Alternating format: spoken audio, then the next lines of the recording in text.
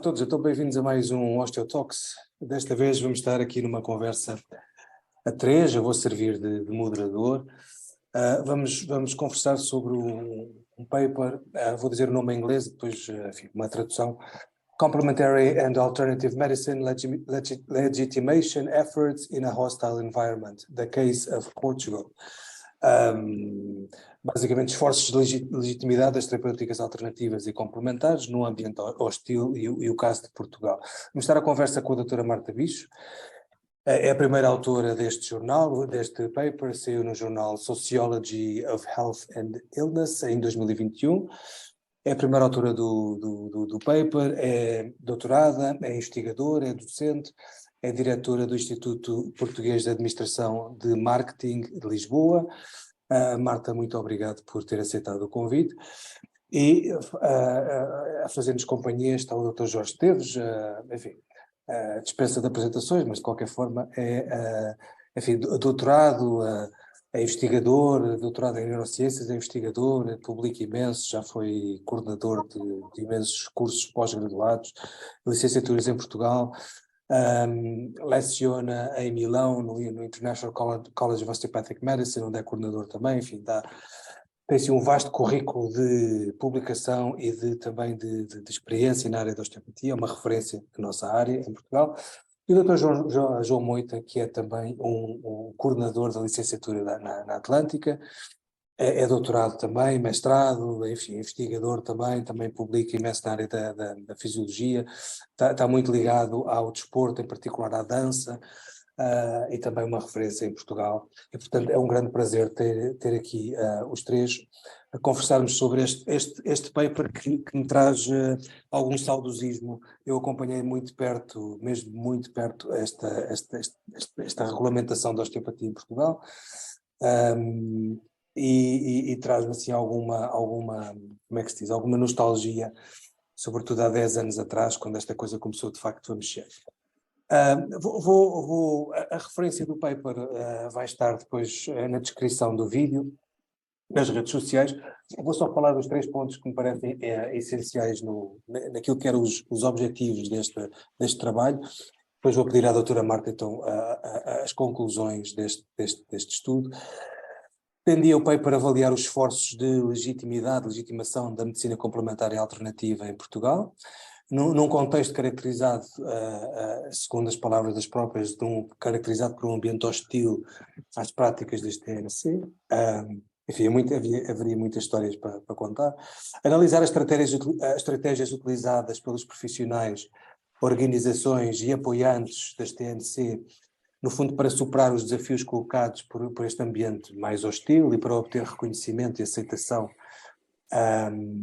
pelo sistema de saúde português e, no fundo, talvez pelos profissionais de saúde no geral, não alternativos e complementares, e é um qualitative research design, é um estudo qualitativo, onde inclui entrevistas profissionais, organizações das chamadas TNC, e uma análise enfim, documental da legislação relevante e dos relatórios enfim, das instituições.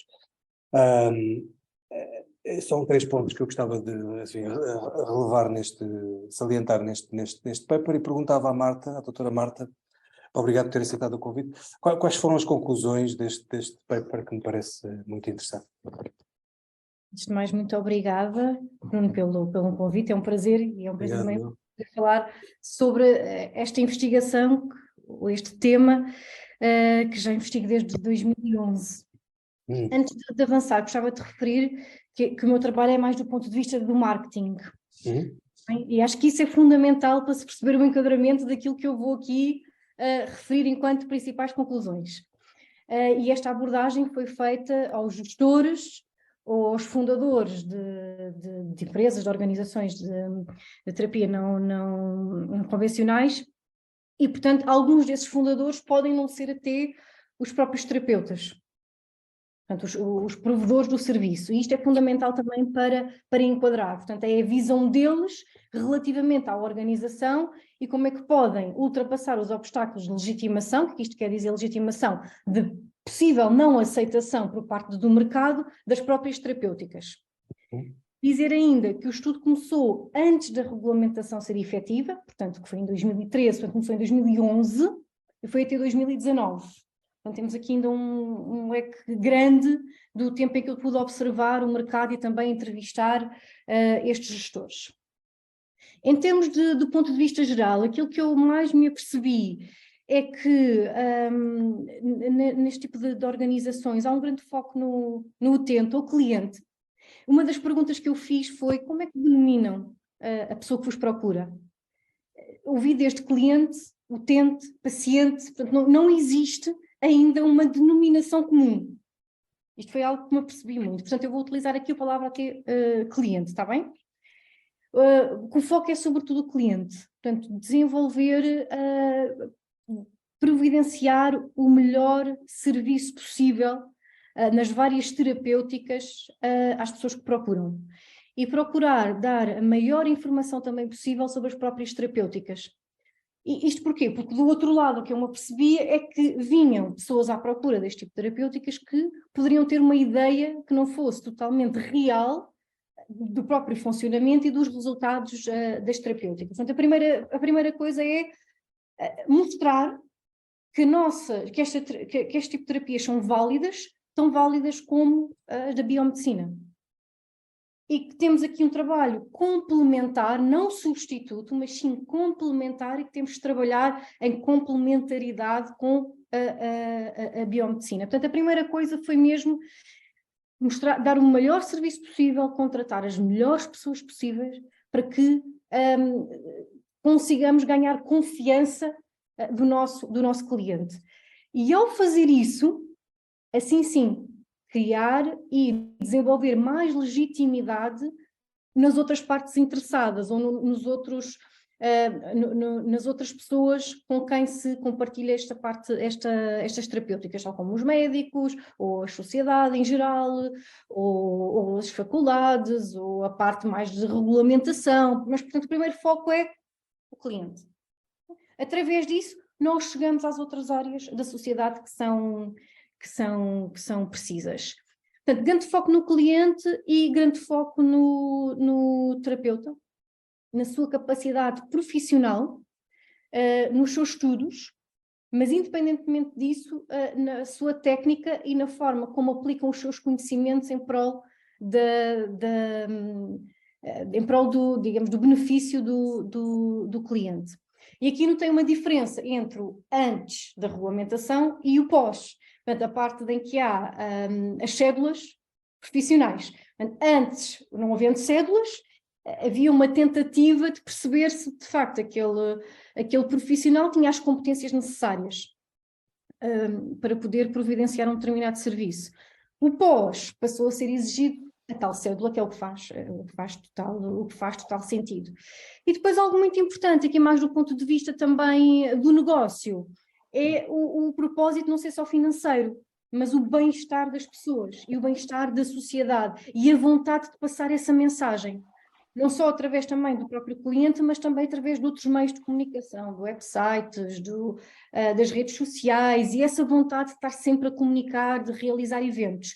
Também notei uma grande diferença entre o antes e o pós-regulamentação.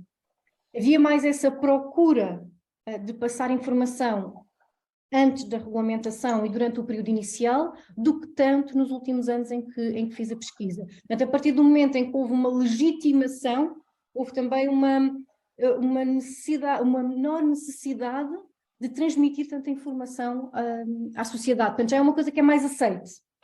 Independentemente disso, noto que ainda há muito trabalho a fazer. Há muito. E uma das coisas que eu comento aqui no artigo é então, houve um curso na área de acupuntura que não foi reacreditado, e as razões pelas quais têm a ver pela falta de profissionais na área com doutoramento, e portanto isso também mostra que estamos para a frente e para trás, em relação à própria regulamentação e legitimação destas terapêuticas. E portanto o meu trabalho base é de que forma é que é possível legitimar ainda mais este tipo de terapêuticas, e aqui do ponto de vista de marketing e negócio, que é fundamental para o sucesso. Além do mais, eu acredito muito neste trabalho entre a biomedicina, as terapêuticas não convencionais, as medicinas complementares e alternativas, muita complementaridade e da integração, perdão, portanto faz sentido haver cada vez uma maior legitimação e trabalharem também lado a lado. Uhum. Jorge, queres pegar em alguma destas ideias e... Quero pegar em algumas ideias.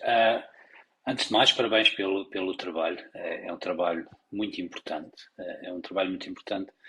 Embora seja no marketing tem muito que, digamos, que dar para pensar, mesmo ao nível digamos, de uma identidade destas várias profissões. No nosso caso, obviamente, podemos falar da osteopatia, mas a questão da identidade mesmo e de certa forma, perceber um bocadinho como é que os profissionais, por vezes, se comportam em relação a toda esta interessante o antes e depois digamos, da regulamentação da profissão, da implementação da regulamentação, em que, portanto, a minha observação, o meu trabalho, que há muitos anos, esta parte não é desenvolvida em Portugal, mas, digamos, os desafios são exatamente os mesmos fora de Portugal, que por vezes têm a ver mesmo com o comportamento dos profissionais. Por vezes eu não faço parte da biomedicina, eu não faço parte desta parte, digamos, o mainstream medicine. Eu prefiro ser considerado como um profissional, digamos, das terapias não convencionais, alternativas.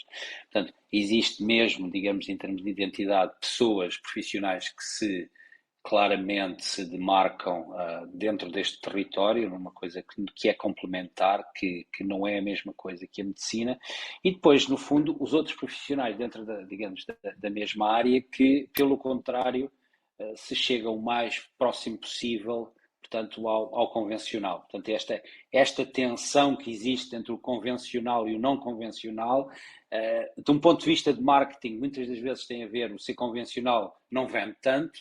Para algumas pessoas, o não ser convencional atrai todo um mundo existe todo um mundo de oportunidades que o outro não nos dá, né?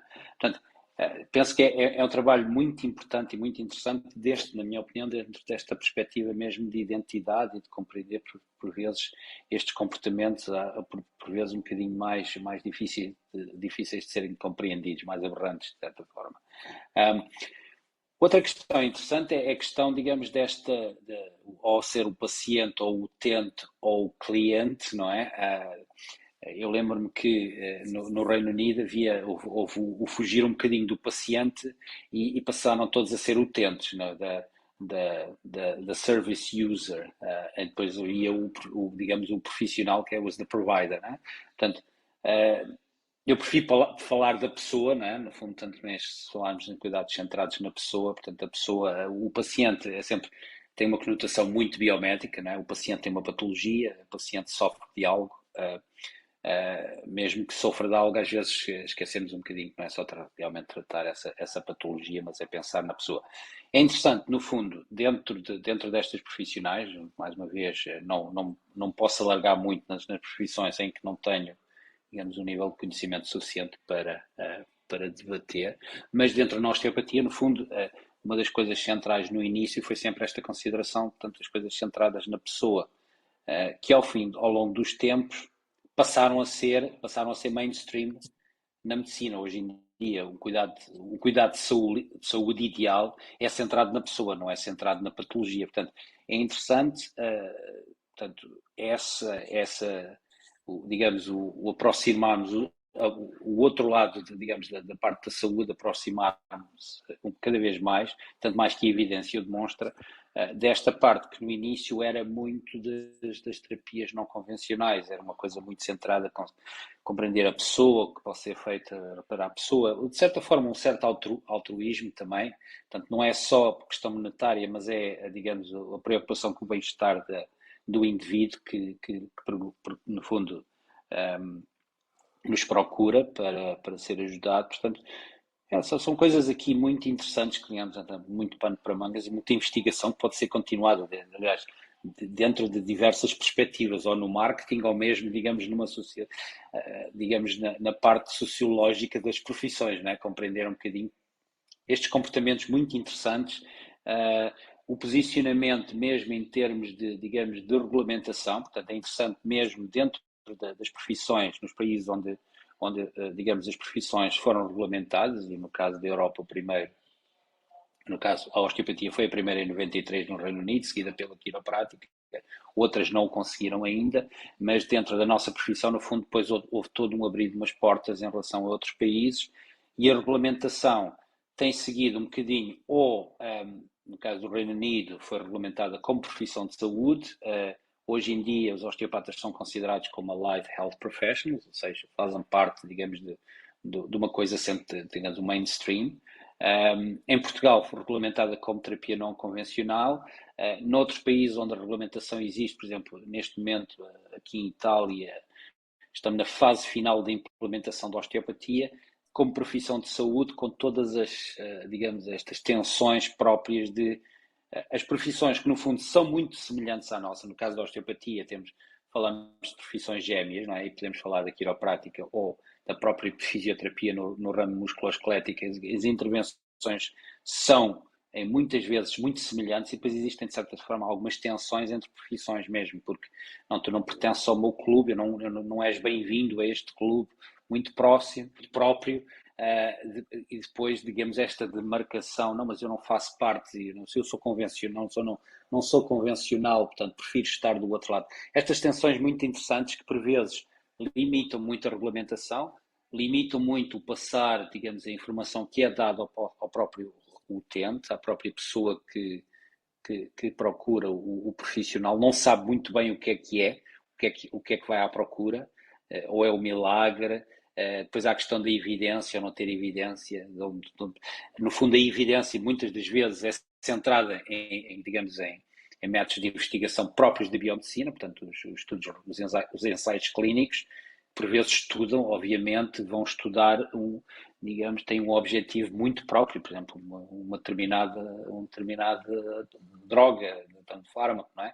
Comparada com toda uma intervenção que tem a ver, no fundo, com a intervenção centrada na pessoa, não é? Portanto, com todos estes fatores contextuais que são, no fundo, têm um impacto brutal, tanto na intervenção, não? Depois acaba onde é que isto funciona, é a pessoa, é todo o contexto, é tudo estar por trás. O próprio marketing, quando se fala, por exemplo, nos efeitos contextuais e falamos em placebo, onde é que tudo começa? No fundo, tudo começa, no fundo, pela primeira passagem de informação ao utente, ou seja, o amigo ou familiar, ou o próprio website, ou o próprio, digamos, todo o marketing, a pessoa chega àquela expectativa, eu chego ali, já estou no sítio certo, com a pessoa certa, isto vai funcionar, não é? Como é óbvio. Portanto, todas estas tensões, na minha ótica, coisas muito interessantes que o artigo realmente explora. João, antes de passar para ti, deixa-me só fazer aqui uma questão à doutora Marta, e é um interesse, é uma curiosidade. Como é que surgiu este interesse desde 2011, este interesse por estudar este tema? Porquê? É uma ótima questão. Sempre tem a ver com a minha própria experiência mais pessoal. Sempre fui uma pessoa que procurou uma forma de estar na vida mais saudável, e acho que desde a minha adolescência que tive contacto, por exemplo, com Reiki, com meditação, e portanto tive outro contacto com osteopatia, por exemplo, não só por questões pessoais, depois também por questões de saúde, e para mim se faria sentido como é que algo que é tão importante e interessante, e importante para a nossa saúde e para nós enquanto pessoas, não fosse reconhecido. Isso para mim não fazia sentido, e já que eu sou investigadora, para mim faz todo o sentido estudar este tema e trazê-lo ao de cima, porque não faz sentido ele estar à margem, ele faz parte da nossa vida e de nós. E além do mais, como é que é possível, no raciocínio, algo noutros países ser muito considerado e ser até a principal medicina, e nós aqui, no nosso país, agora só vou-me referir aqui ao nosso país, não o consideramos. Por questões de sociedade, por questões políticas, por várias questões, pronto, que existiam aqui. E este foi mesmo o meu raciocínio, então para mim só faz sentido o tema isto foi a minha tese de doutoramento, foi o tema da minha tese de doutoramento, ser este. Posso aqui referir também que eu fiz parte da minha tese em Inglaterra e também recolhi dados em Inglaterra. Então, eu tenho a comparação dos dois países. Uau. Este artigo é sobre Portugal, mas eu também estive em Inglaterra a fazer este estudo. Estou a preparar um artigo sobre a comparação dos dois países, que tem histórias bastante diferentes. Uhum. É alguma coisa que possa adiantar, assim, alguns highlights, assim, coisas assim dessas diferentes? O que é que destacava, se pudesse destacar alguma coisa? Tem a ver com a própria organização. Por exemplo, em Inglaterra temos, enquanto que em Portugal a regulamentação foi dentro da Direção-Geral de Saúde, em Inglaterra não, há bodies, eu não me recordo bem como é que isto se diz em português, mas há as associações que regulam e que emitem as cédulas. Portanto, isto faz toda a diferença. É como se houvesse uma independência maior de pessoas que sabem de A a Z como é que funciona cada uma das terapêuticas. E estão muito mais à frente também na osteopatia, na quiroprática e na forma de entregar este serviço de saúde. Enquanto, por exemplo, em Portugal, estes estabelecimentos têm de seguir as regras de uma clínica de biomedicina, em Inglaterra não. É possível fazê-lo num espaço que não siga em 100% as mesmas regras. Isto muda completamente a forma, os profissionais e a forma da prática e dos profissionais. Assim, rapidamente, são os dois temas que eu mais me recordo. Sendo também um país, o nosso é mais católico, portanto, em Inglaterra temos outro tipo de religião, portanto, mais protestante. Eu acho que isto também faz diferença na aceitação e no entendimento das próprias terapêuticas. Uma abertura diferente. No entanto, também há outras terapêuticas em Inglaterra que ainda precisam de outro tipo de desenvolvimento. Mas eu acho que a grande diferença é que tem os professional bodies, portanto, as associações profissionais, que fazem parte dessa regulamentação e que contactam diretamente com os profissionais de osteopatia e outros. Isso foi a principal diferença que realmente muda tudo na forma de como se providencia este serviço.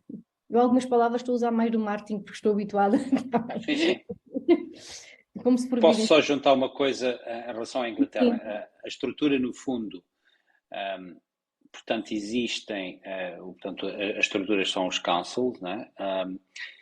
E, no fundo, existe digamos, que chamam super regulator, com todas as, digamos, nas diversas profissões, a estrutura própria, portanto, e foi interessante quando aconteceu a regulamentação das únicas duas profissões que estão regulamentadas em Inglaterra dentro da área, que são a osteopatia e a quiroprática.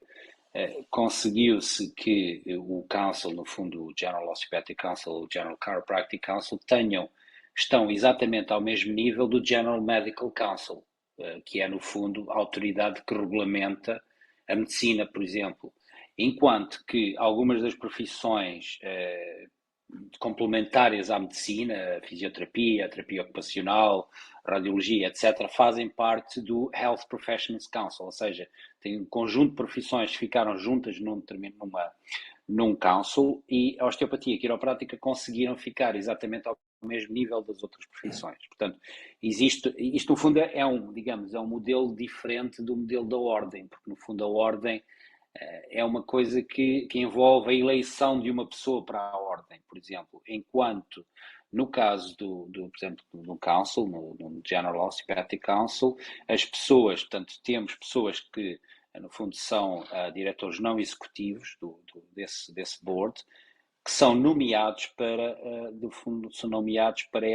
estas comissões, e temos profissionais de diversas áreas, com experiência na área de regulamentação, e profissionais dentro da profissão, mas são todos, no fundo, são nomeados pelo Conselho Real do Rei, que é o Privy Council, que no fundo acaba por fazer esta nomeação e, portanto, um termo de um contrato normalmente são 4 anos. Portanto, há de certa forma, o que existe é uma independência entre, no fundo, temos uma parte executiva e uma parte não executiva dentro deste board, deste, digamos, council, em que, no fundo, este equilíbrio é sempre mantido.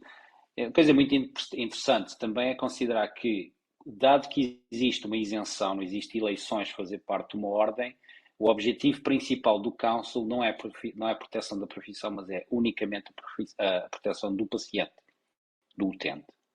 E por vezes o profissional não percebe isto, não consegue compreender, mas realmente porque é que o council não está, digamos, virado também, direcionado para a divulgação da profissão. Esse não é.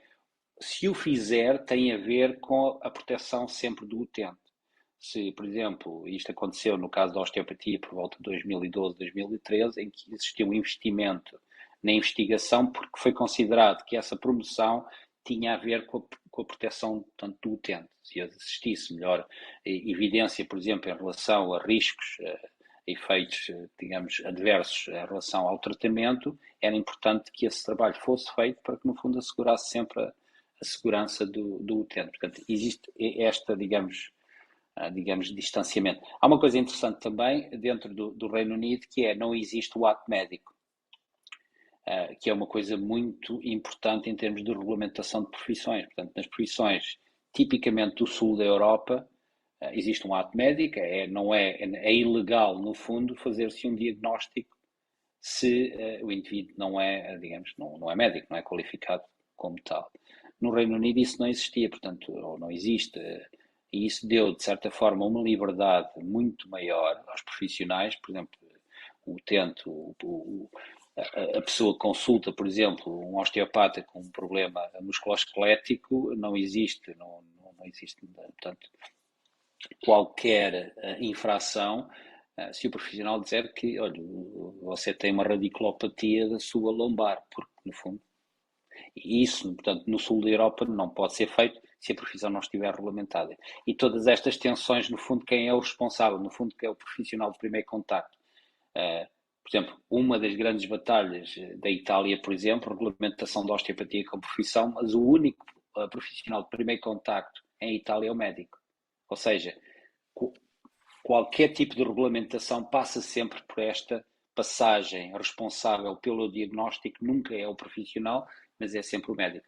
Em Portugal, no fundo, foi uma vitória que as terapias não convencionais conseguiram, foi que realmente esta independência e capacidade de fazer um diagnóstico próprio, sem ter que passar, e serem, no fundo, sermos considerados como profissionais de primeiro contacto, que é fundamental. Portanto, obviamente traz todo um nível de, digamos, de exigência em termos de conhecimento, em termos de competências, saber o que é que se pode fazer, o que é que não se pode fazer, quando devem ser encaminhados. Mas, no fundo, abriu toda uma série de portas que, noutros países, não se conseguem abrir, porque, basicamente, o profissional de contacto é para esquecer, porque realmente não é dentro da nossa área, da nossa competência. Deixa-me só acrescentar uma coisa. O que foi verificado em Portugal foi uma elevada procura e estas terapias, que estava, digamos assim, sem regulamentação, os portugueses procuravam. E estávamos a falar de saúde pública. E, portanto, mesmo em termos de regulamentação, a solução era essa. Porque já havia um mercado. Aquilo já estava a acontecer. Independentemente de haver regulamentação ou não, ele já acontecia. Só se foi formalizar uma coisa que já acontecia. E isto mudou um bocadinho também a forma de como foi estabelecida toda esta discussão da legitimação e da própria regulamentação. Portanto, já estávamos a falar de proteção ao utente e de saúde pública, porque já existiam inúmeros profissionais, não formados em Portugal, mas alguns em Portugal e alguns fora, que eram profissionais até bastante reconhecidos. Eu diria que essa vontade do Estado de regulamentar depois também foi muito interessante, porque havia claramente uma posição de nos regulamentar no sentido em que não devíamos ter autonomia porque não tínhamos essa capacidade. Havia claramente um lado que muito confiado de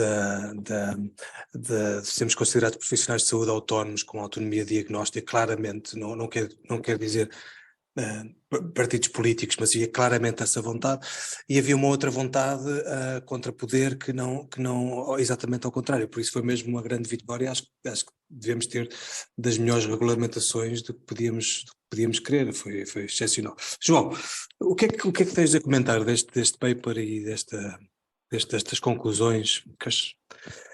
Tens alguma coisa a acrescentar sobre? Bom, primeiro, boa noite a todos. Eu estava aqui entretidíssimo a ouvir-vos conversar, é sempre um gosto. Em segundo, agradecer o convite e felicitar a doutora Marta pelo artigo e agradecer-lhe pelo interesse na área. Fazendo minhas as palavras do Jorge, não me vou alargar muito sobre as outras áreas, aliás, nem muito nem pouco. Eu sou osteopata, portanto, vou-me cingir à minha área. Não sou conhecedor o suficiente para dissertar sobre as outras áreas, mas acho muito interessante as questões que têm sido levantadas agora. Eu gostei particularmente da palavra hostil no artigo. Eu tenho alguma proximidade com o marketing de outras vidas, de outra vida, mais com a publicidade do que com o marketing, mas o marketing era obrigatório na altura, e eu acho muito interessante esta questão da hostilização, porque isto nós assistimos todos os dias, e quem manda, e a doutora Marta pode me corrigir se eu estiver aqui redondamente errado, mas o que muitas vezes hostiliza o ambiente são as tendências de mercado e os interesses, nomeadamente políticos e financeiros, que estão por trás. Pronto. E aqui, de certa forma, já existia um mercado, continua a haver e está a crescer.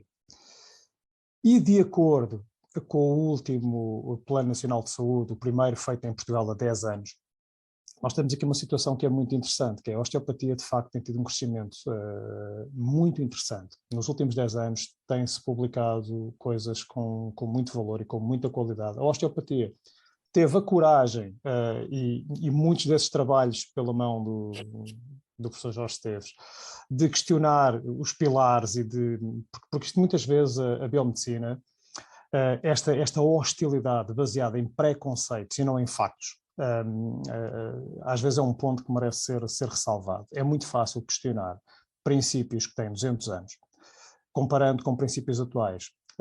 Nós, para compararmos esse tipo de princípios, temos que comparar então princípios do início da osteopatia de 1880 ou 1890 com os princípios da medicina, quer dizer, de há 1500 anos atrás, não é? Então andávamos todos aqui a medir a bilis negra e a bilis clara, e a fazer sangrias e, portanto, ia fazer uma série de coisas que foram necessárias para a evolução da profissão, mas que em determinada altura tiveram que ser abandonadas à medida que o conhecimento cresce. E, de facto, a osteopatia tem mostrado um corpo de crescimento bastante interessante e já com uma expressão bastante significativa, nomeadamente na abordagem à dor. Há pouco falávamos sobre a questão do ser centrado no paciente. A medicina baseada na evidência, que foi, aliás, o pai da medicina baseada na evidência, era o professor David Sackett, já faleceu, infelizmente. Mas na década de 90 há um artigo, se não me engano, 96, que é mesmo sobre o que é isto da medicina baseada na evidência, e o próprio professor David Sackett dizia que a medicina baseada na evidência é aquela que é centrada no paciente, é aquela que considera e põe em primeiro lugar os valores do paciente. Portanto, isto não é novo. Isto não é novo, aliás, neste momento há um artigo até relativamente recente que diz que os princípios da osteopatia neste momento estão completamente mesclados com os princípios das boas práticas em saúde, que são aqueles que consideram a pessoa que deve ser centrada, portanto, no nosso foco de interesse. E essa questão é muito, muito interessante, porque levou até uma crise da própria, dentro do seio da própria medicina, que é o que é isso da evidência. Ou seja, neste momento chega-se à conclusão que existe evidência a mais dentro da própria medicina. Há um artigo que eu acho genial, 2005, eu passo a vida a falar dele e não posso deixar passar a oportunidade de o fazer, porque há bocado o Jorge falou na questão da evidência, não é? Portanto, a evidência na biomedicina é desenhada de acordo com um determinado modelo, para encontrar determinadas questões, portanto, nos fármacos os RCTs resultam belíssimamente bem, mas mesmo dentro da própria medicina, por exemplo, na psiquiatria, não é? Damos um passo ou dois ao lado, e quer dizer, o RCT já não vai conseguir obter uma evidência extraordinária, até porque nem sequer é possível fazê-lo e corrê-lo portanto, da forma como ele está desenhado para ser feito. Portanto, e há um trabalho muito interessante que foi levantado, aliás, em vários jornais médicos apareceram vários artigos com títulos de Medicina baseada na evidência, um movimento em crise, não é? Portanto, o que é que se passa com a evidência? E há um que é muito giro, que chega à conclusão que há evidência demais. Então foi feito um levantamento num serviço de urgência durante 24 horas, onde eles consideraram 18 pacientes e 44 diagnósticos possíveis para aqueles 18 pacientes. E foram fazer um search na net, não é? Portanto, encontraram 3.000 e tal páginas de guidelines para confirmar aqueles 44 diagnósticos para aquelas 18 pessoas, para tomar a melhor decisão informada em relação àquilo que deviam fazer. Até aqui está tudo muito certo. Qual é o problema? É que ler 3.200 e tal páginas leva 122 horas. Isto aconteceu durante 12 horas durante 24 horas num serviço de urgência. Portanto, existe aqui uma exacerbação da evidência e a prática e o interesse do paciente acaba por ser esmagado pela evidência, que acaba por não ser assim tão evidente, porque depois não é interpretada e adaptada de acordo com aquilo que realmente temos à frente. Portanto, nós temos essa questão. Há uma coisa no trabalho que eu achei genial, que é a questão do tempo, o tempo que nós dedicamos ao paciente. É verdade, nós dedicamos tempo ao paciente. Isto não é nada demais. Dos pilares da abordagem ser centrada no paciente é ouvir o que o paciente tem para dizer e deixá-lo dizer aquilo que ele acha que deve dizer. Isto é fundamental. E não apenas aquilo que eu acho que ele me deve dizer para eu tomar a decisão que tenho que tomar. Portanto, o nosso negócio, na osteopatia, falando assim, utilizando uma linguagem mais empresarial, o nosso negócio é saúde. O negócio da medicina é doença. Portanto, e está tudo muito certo, não há problema nenhum. A medicina trata doenças, nós tratamos saúde, ou lidamos com saúde, somos agentes promotores de saúde. O nosso país gasta mais ou menos, não tenho aqui os números exatamente precisos, mas mais ou menos 738 milhões por ano na gestão da dor crónica. Isto, para termos uma noção da dimensão deste valor, isto é mais ou menos 2,7% do produto interno bruto. 2,7% do produto interno bruto. Eu diria que é bastante significativo. A grande aposta do Plano Nacional de Saúde, até 2030, é uma saúde de todos para todos, e aposta numa saúde sustentável. E o que é isto da sustentabilidade? A sustentabilidade é nada mais, nada menos do que a gestão de recursos. Isto é transversal a qualquer área. E se nós continuamos a apostar na dependência das abordagens farmacológicas, que cada vez mais estão demonstradas que nos casos de dor crónica têm um efeito muito curto, e se é que tem algum efeito, sobretudo no médio e no longo prazo, e não começamos realmente a praticar, e a doutora Marta há bocado utilizou uma palavra que eu acho muito interessante, que é a parte da integração. Há uma corrente, que é a medicina integrativa, sobretudo nos Estados Unidos, que integra exatamente a questão das complementares com as mainstream. Se bem que nos Estados Unidos é diferente. A osteopatia propriamente dita é mainstream, o Doctor of Osteopatia é mainstream, e as terapêuticas manipulativas osteopáticas e quiropráticas são complementares, não são alternativas, ou seja, na realidade não oferecem uma alternativa a, apenas complementam a prática de. Portanto nos Estados Unidos é ligeiramente diferente. Mas isso é muito interessante. Portanto, a medicina integrativa, o trabalho, eu costumo dizer que a parte multidisciplinar já está ultrapassada. Neste momento nós queremos é interdisciplinaridade e transdisciplinaridade. A transdisciplinaridade vai um pouco mais longe e coloca a pessoa no centro, onde, em torno do qual os profissionais gravitam para tentar prestar o melhor cuidado de saúde possível. E eu penso que, há pouco e logo ao início, a doutora Marta dizia como é que nós podemos legitimar mais estas questões. Eu diria, resumindo numa palavra, que nós conseguimos fazê-lo através da educação. A nossa ferramenta, a nossa arma é a educação. Nós não precisamos de investigação na osteopatia para mostrar que a osteopatia funciona. Nós sabemos que funciona. Nós precisamos é de investigação para perceber como é que funciona e como é que pode funcionar melhor. Esse é que é o desafio. Nós sabemos que funciona. Agora, há aqui uma questão que também está espelhada no artigo e que eu, na altura, quando estava a ler, apareceu-me em pop-up na cabeça, que foi, eu explico detalhe com detalhe ao meu paciente aquilo que estou a fazer. E isso cria confiança. Em alguns perfis de pessoas sim, em alguns perfis de pessoas não. E pode até ser perigoso. Nós, quando lidamos com pessoas, lidamos com crenças, lidamos com expectativas. E a gestão de expectativa e as crenças, às vezes, pode ser um caminho sinuoso. E é preciso norteá-lo com discernimento. E é por isso que a questão da regulamentação, como saiu, e os cursos superiores, neste momento, precisam de crescer mais e precisam de produzir pessoas mais informadas para ter uma prática mais esclarecida, e eu penso que o caminho da legitimidade vai passar por aí. Portanto, será um bocadinho, não talvez criar confiança para diminuir a hostilidade, mas diminuir a hostilidade pela legitimidade que ela tem em existir e complementar e potenciar os resultados da medicina mainstream. Portanto, nós não podemos curar a patologia, mas podemos promover o bem-estar e até criar um campo de atuação mais facilitado para a própria biomedicina. Portanto, isto faz sentido. E há outra coisa que há pouco o Jorge também dizia, que era, tu não pertences ao meu clube, portanto o clube dos osteopatas, dos fisioterapeutas, dos quiropratas, é tudo muito interessante e até tem a sua legitimidade, passo aqui a expressão de repetição da mesma, mas há uma questão importante que nós estamos a desconsiderar, é que a pessoa tem direito de preferência, tem direito a optar. Ou seja, a pessoa tem o direito de optar ser tratada por um osteopata, por um quiroprata, por um profissional do exercício, por um fisioterapeuta, ou seja, por uma questão de dor lombar, por exemplo, a pessoa tem o direito de optar. Ou seja, eu não vejo aqui mal nenhum nesta questão. Onde eu vejo algumas questões que às vezes de facto se passam, mas isso tem a ver com as pessoas e não com as profissões, isto é como tudo, é a usurpação de funções, a usurpação de competências e o querer ser mais do que aquilo que se é e querer estabelecer diagnósticos e querer...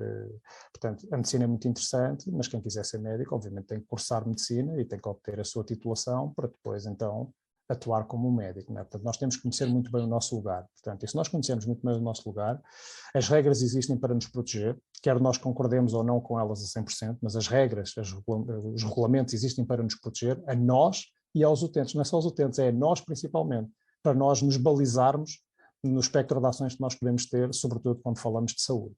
Okay? Portanto, acho que realmente o trabalho espelha todas essas questões e volto a dizer, achei particular interesse à questão da hostilização. Aliás, isso via-se de marketing, vê-se, aliás, ainda. No mercado automóvel era fantástico, até haviam questões de canibalismo comercial, quando alguém queria...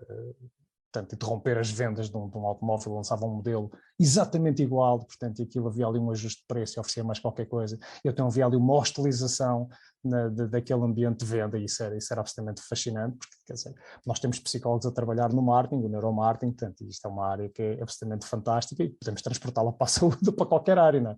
Portanto, isso passa muito pela forma como a informação chega às pessoas e como elas a apreendem e como a interpretam.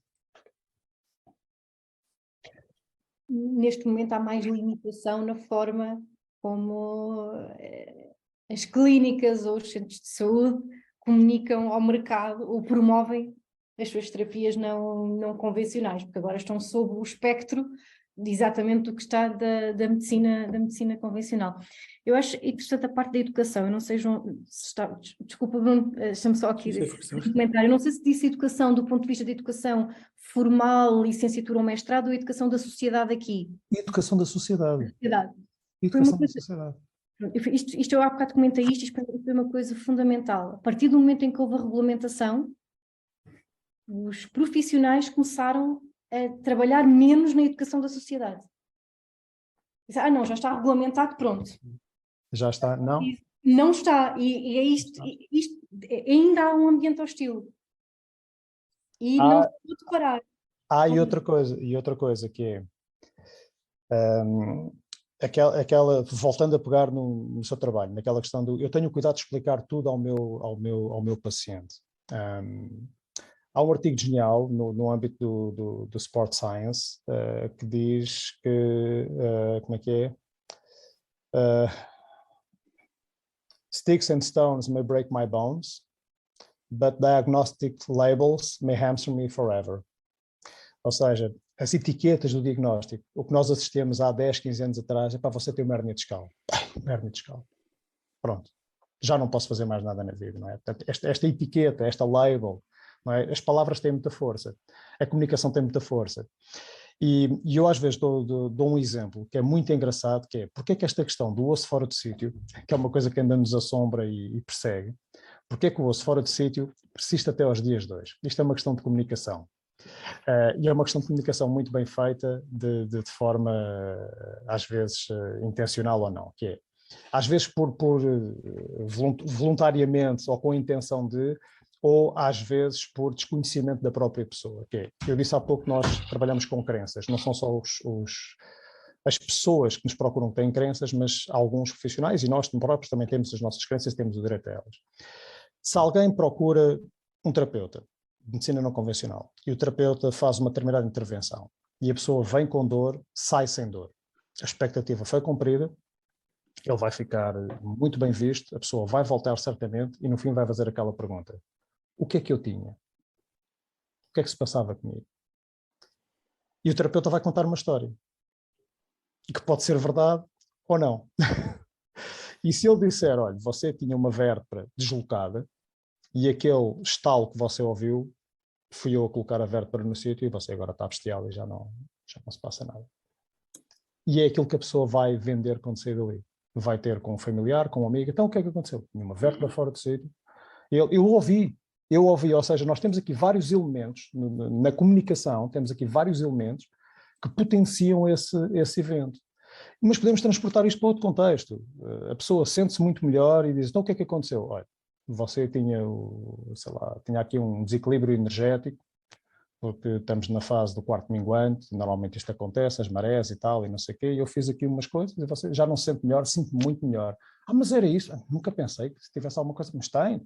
Há pessoas que são excelentes a ir ao encontro das expectativas de quem os procura.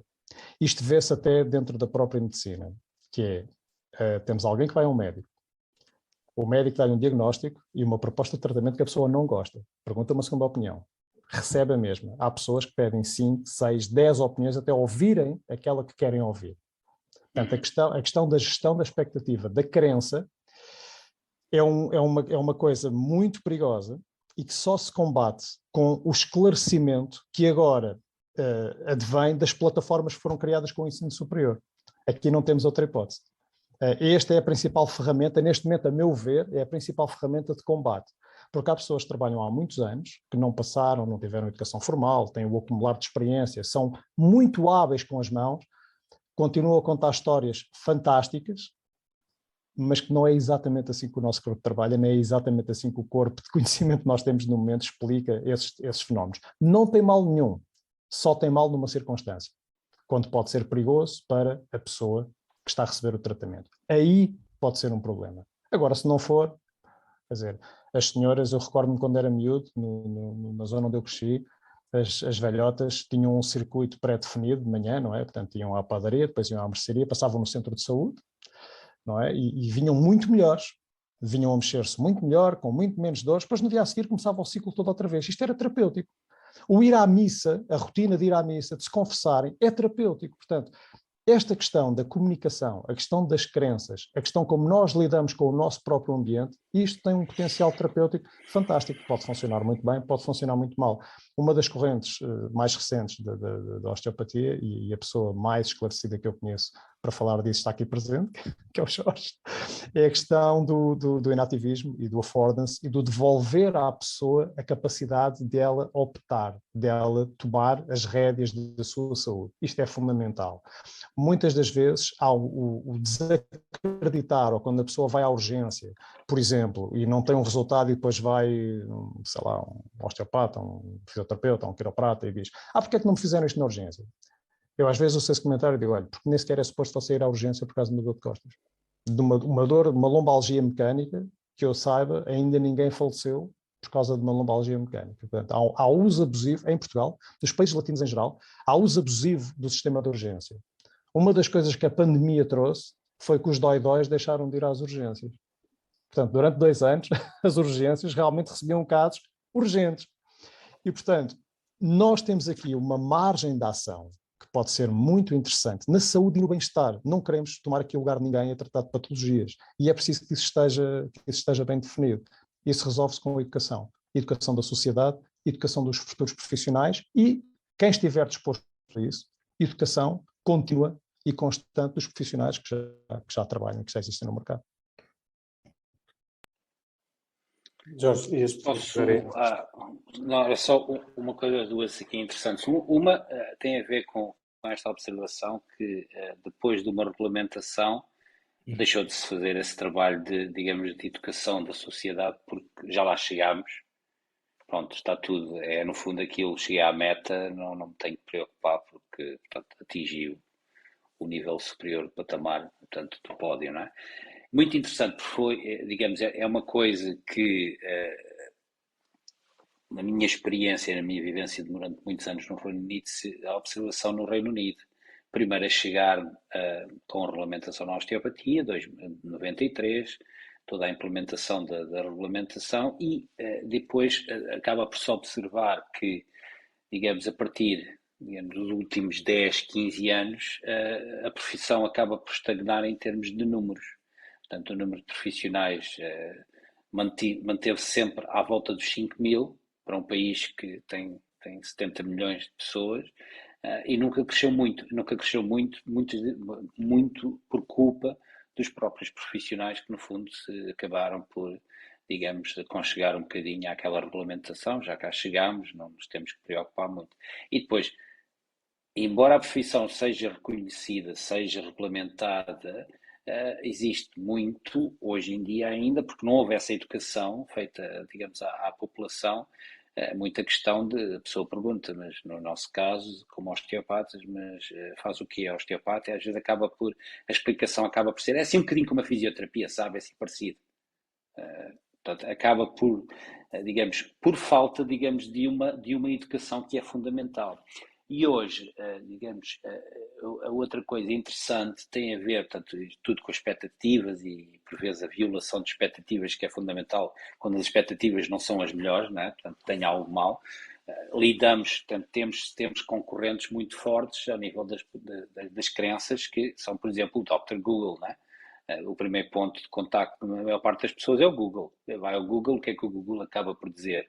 É a patologia mais grave, aparece logo no topo, e depois, portanto, uma série. Portanto, quando a pessoa chega, digamos, ao consultório, já tem um autodiagnóstico feito através pelo Google. E, aliás, hoje, se utilizarmos então o chat GPT, vamos ainda ao limite desse diagnóstico ser, se calhar, mais credível que o próprio profissional, porque, no fundo, a inteligência artificial tem essa capacidade. Portanto, estamos a lidar com isso e temos a lidar também com uma coisa muito interessante, um fenómeno que em alguns países acontece muito, que são todos estes influencers que aproveitam, digamos, de um ponto de vista de marketing muito bem, de uma forma muito inteligente.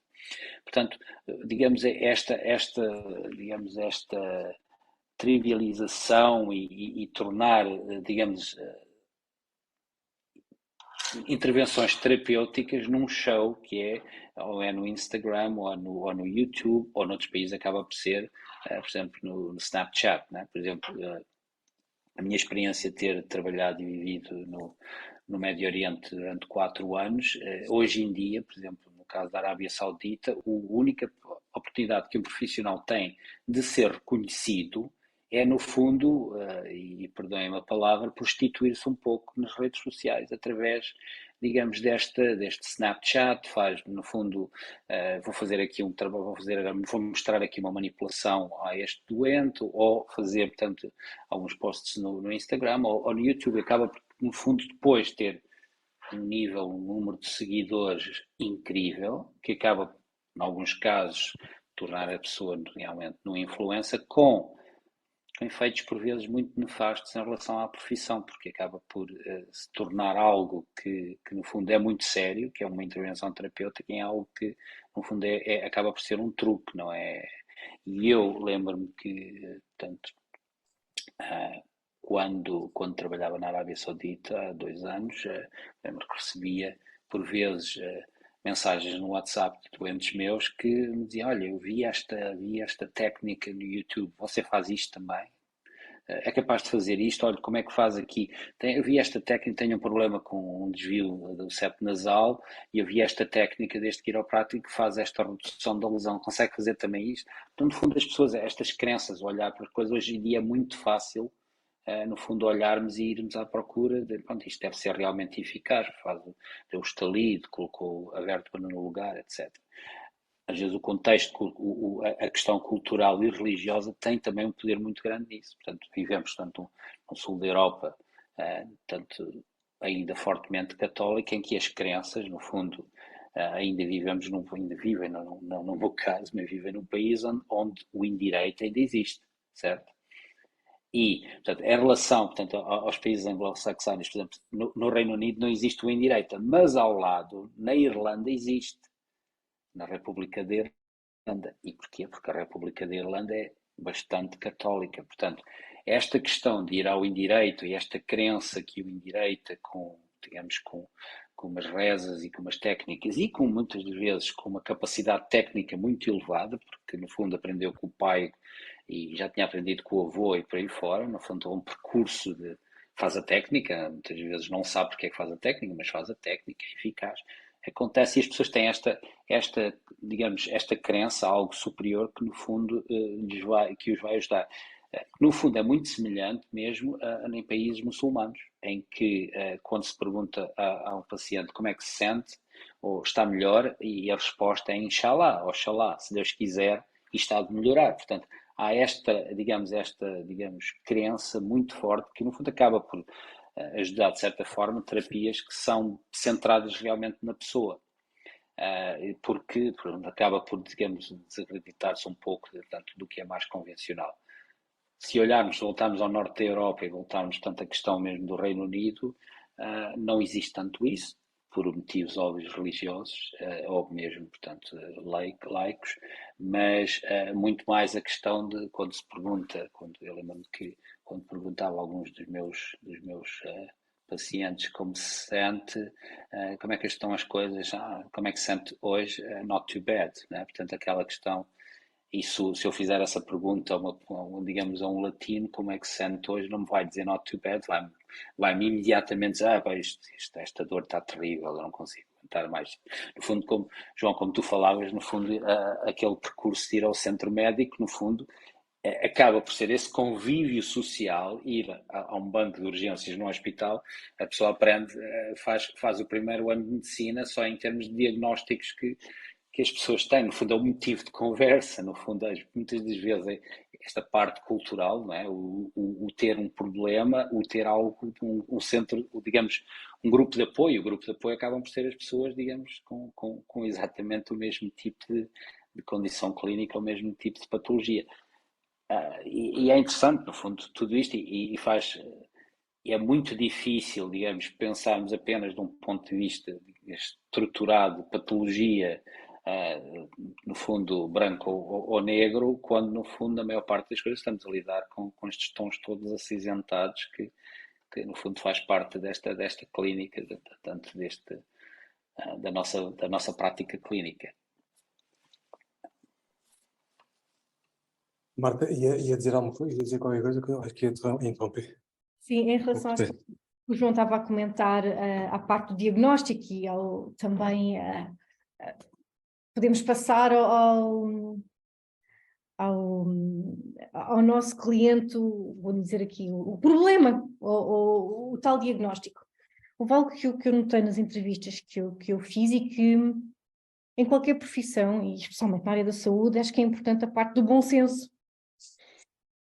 E quando se trata de saúde não se está a tratar só de uma parte técnica, e essa que acho que estamos aqui a falar, mas sim da parte da psicologia humana. E uma parte muito importante do terapeuta é perceber até onde é que eu posso ir com esta pessoa, que tipo de informação é que posso dar e a forma. Nas entrevistas que eu tive, isto foi algo muito presente. Mas eu naturalmente não pude entrevistar todo o universo de profissionais, mas foi algo muito presente. Esta atenção e este cuidado com a pessoa, sempre, o passar informação, o que tipo de informação, e por isso eu acho que o bom senso também reina em esta parte da psicologia, que é essencial entre qualquer bom profissional de saúde e em particular nas terapias não convencionais. Ainda mais, acho que ainda mais importante. Exatamente pela parte da atenção e da legitimação do profissional e da própria terapêutica. E isso aprende-se na formação e na educação, que a própria pessoa também tem, que o próprio profissional tem. E eu diria assim, João, contamos com os institutos de ensino superior, que estão a formar estes profissionais de saúde para também poderem dar essa parte que é extremamente necessária, não só as competências técnicas, mas as outras competências que são necessárias para um bom profissional. Há uma questão interessante aí, que é... Sim, Desculpa, diz. Jorge. Vai.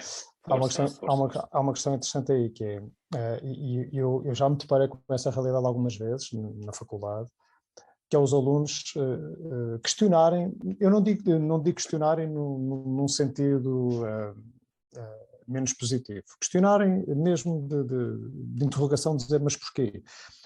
Quando nós lhes dizemos que a pessoa que está à nossa frente tem o direito a saber o que se passa com ela e a discutir aquilo que nós propomos que possa ser a intervenção. Portanto, a pessoa tem o direito, eu costumo dizer que as pessoas não são nossa propriedade quando entram no gabinete. Portanto, nós não podemos dizer, olha, ok, então tudo bem, deite-se lá aí, eu vou fazer aqui umas coisas porque eu é que sei e tal. Portanto, essa é a questão. Aliás, há um trabalho feito pelo Oliver, talvez, foi feito no Reino Unido, sobre a questão de intervenção centrada no paciente, mista, centrada na pessoa. Portanto, não sei se foi ele ou não, mas foi alguém.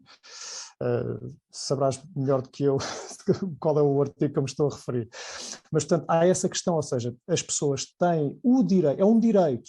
Ou seja, aqui ultrapassa um bocadinho a questão do próprio bom senso, é mesmo um direito, a pessoa tem o direito a saber o que é que se passa com ela e o que é que nós propomos que seja feito para, efetivamente, resolver ou não aquilo que se passa com ela. Portanto, este diálogo, esta discussão tem que haver, tem que existir, e às vezes os alunos ficam, então, mas nós temos que informar a pessoa, então, mas quer dizer, a pessoa não tem formação em saúde, não é? Portanto, nós vamos estar a dizer que ela tem uma radiculopatia, não vamos estar a dizer que ela tem uma radiculopatia, mas nós vamos estar a explicar porque é que nós achamos que aquela pessoa tem aquela dor, o que é que se passa com ela, o que é que poderá estar a causar a limitação, e dentro do nosso espectro de intervenção, propor uma abordagem e perceber se a pessoa realmente concorda, se não concorda, se tem dúvidas sobre o que é que vai acontecer, como é que pode acontecer. Muitas das vezes o que é que acontece? Há pessoas que prontamente dizem, eu não gosto de ser manipulado, por exemplo, não é? E então aí, se nós tivermos em mente fazer uma manipulação, quer dizer, passa a ser um não assunto, nós não vamos fazer uma manipulação naquela pessoa porque ela não gosta de ser manipulada. Ainda que nós possamos ter, faz de conta, uma convicção muito grande que resolveríamos aquela situação rapidamente com aquilo, mas não vamos fazer. E isso só pode acontecer se houver esse diálogo e essa discussão. Lá está, isso é uma questão também educacional. E essa legitimidade que se cria, essa confiança que se cria, parte por aí, e eu penso que até vai um pouco mais longe, porque isso é um processo educacional. Essa discussão, ou seja, o devolver à pessoa a responsabilidade da sua própria saúde, é um processo legítimo de confiança. Porque o primeiro responsável, o primeiro e o último responsável pela sua saúde é o próprio, ou pelo menos deveria ser assim. Portanto, nós ao fazermos isso, ao termos essa abordagem, nós estamos a devolver a quem de direito aquilo que é seu, portanto, que é a sua saúde. Não é? Portanto, e às vezes os alunos questionam isso, então, mas por que nós temos que explicar? Temos que é um direito da pessoa. E isso é o que torna legítima a nossa intervenção. É um direito dela, não é discutível. Estava aqui, o Jorge, ias dizer qualquer coisa, não é? Não ias? Tudo bem. Ok, aqui, antes do João falar. Olha, estava aqui pano para mangas, de facto. Vamos aqui com 1 hora já de podcast. Não queria ocupar mais do vosso tempo, que já foi generoso para a discussão deste tema. Tínhamos aqui conversa para mais 1 ou 2 podcasts, de facto. Até porque de facto, há pessoas que... Depois do próximo artigo. Devemos devolver esse direito, mas há pessoas, de facto, que gostam que façam as escolhas por elas enfim, dava aqui muita discussão. Vamos ter um próximo podcast, de facto, com o Alexandre Nunes e com o João Espírito Santo, também ambos osteopatas e doutorados, e vamos discutir exatamente um paper do Oliver Thompson, que diz, o título do paper é What's Wrong with Osteopathy, não é? O que é que se passa, o que é que está de errado na osteopatia. É um paper que tem lançado muita discussão, olhar para dentro com uma visão autocrítica, às vezes é difícil, e não quer dizer que seja correta, mas vale a pena discutir. E vamos estar com o Pedro Bastos também, que é da área da nutrição personalizada, como ele gosta de dizer, também investigador na área da nutrição e da inflamação. Vamos ter 2 podcasts interessantíssimos em maio. Obrigado pela vossa presença. João, Dr. Jorge, doutora Marta, muito obrigado. Parabéns pelo seu trabalho, continuo. Ficamos à espera do próximo, desse artigo comparativo. E pronto, obrigado a todos então. Obrigada pelo convite, boa noite. Tchau, boa noite. Boa noite. Obrigado, boa noite. Tchau, tchau.